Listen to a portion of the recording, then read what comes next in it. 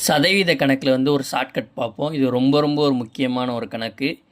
ஏயின் 10% என்பது பியின் 12% சமம் எனில் ஏயின் 15% பியின் எத்தனை சதவீதத்திற்கு சமம்? ஏயின் 10% என்பது பியின் 12% சமம். அப்போ ஏயின் 15% வந்து பி எத்தனை சதவீதம் சமம்னு கேட்டிருக்காங்க. இது ஒரு ஈஸியான ஒரு ஷார்ட்கட்டில் பார்ப்போம். ஃபஸ்ட்டு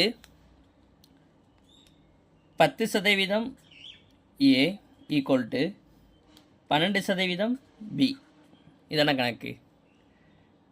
இப்போ இது வந்து எத்தனை வாய்ப்பாடில் வந்து அடிக்கலாம்? இரண்டாம் வாய்ப்பாட்டில் வந்து அடிக்கலாம்.